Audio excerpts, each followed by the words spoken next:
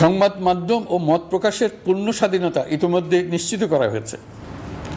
আমরা সবাইকে বলে দিয়েছি, আপনারা মন খুলে আমাদের সমালোচনা করুন, আমরা সবার মতামতের প্রতি শ্রদ্ধাশীল।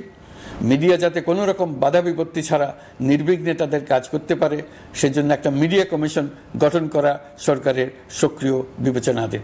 আরও যেসব কমিশন সরকার সহ অন্য সবাইকে জবাবদিহিতার আওতায় আনতে পারে, আমরা তাদের পুনর্গঠন ও সংস্কারের উদ্যোগ নিয়েছি, যাতে তারা আরও শক্তিশালী হয়, জনকল্যাণে কাজ করে। দায়িত্ব গ্রহণের পর বিভিন্ন দেশের সরকার প্রধান টেলিফোনে এবং শুভেচ্ছা বার্তা পাঠিয়ে আমাকে অভিনন্দন জানিয়েছেন।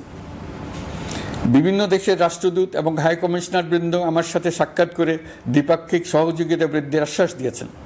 আমার অনুরোধে সংযুক্ত আরব আমিরাতের 57 জন বাংলাদেশি যারা ফ্যাসিবাদ বিরোধী বিক্ষোভে অংশগ্রহণ করা বিভিন্ন মেয়াদে কারাদণ্ডে দণ্ডিত হয়েছিলেন, তাদের সাধারণ ক্ষমা ঘোষণা করেছেন সে দেশের সরকার।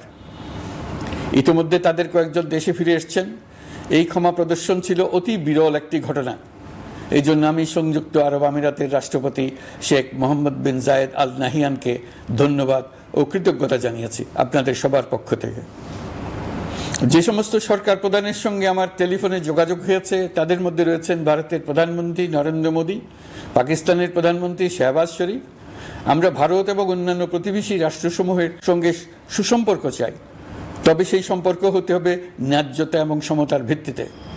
ভারতের সাথে আমরা ইতিমধ্যে বন্যা মোকাবেলায় উচ্চ পর্যায়ে দ্বিপাক্ষিক সহযোগিতার আলোচনা শুরু করেছি। দক্ষিণ এশিয়ায় আঞ্চলিক সহযোগিতা বৃদ্ধির লক্ষ্যে আমি সার্ক রাষ্ট্রগোষ্ঠী পুনর্জীবিত করার উদ্যোগ নিয়েছি। আমরা চাই আমাদের দেশ যেন একটি গণতান্ত্রিক দেশ হিসেবে বিশ্বের কাছে সম্মানের সাথে পরিচিত হয়। দেশের পরিকল্পনা যেন দেশের মানুষ কেন্দ্রিক হয়, কোনো নেতা বা দল কেন্দ্রিক না হয়। আমরা স্বৈরাচারী হাসিনা সরকারের অহেতুক কোটি কোটি টাকা ব্যয়ের প্রকল্প বাস্তবায়িত হতে দেখেছি, যেগুলো কখনোই দেশের মানুষের জন্য ছিল না, বরং এর সাথে জড়িত ছিল কুৎসিত আমিত্ব এবং বিশাল আকারের চুরি। চলমান এবং প্রস্তাবিত সকল উন্নয়ন প্রকল্পগুলোর যাচাই বাছাই করার কাজ ইতিমধ্যে আমরা শুরু করেছি। প্রকল্প বাস্তবায়নের পর্যায় বিবেচনা করে বাকি কাজে ব্যয়ের সাশ্রয় এমনকি প্রয়োজন মতে তা বাতিল করার কথা বিবেচনা করা হবে। দেশের মানুষকে আর ফাঁকি দেওয়া চলবে না। কর্মসংস্থান তৈরি করবে এমন প্রকল্পগুলোকে আমরা অগ্রাধিকার দেব।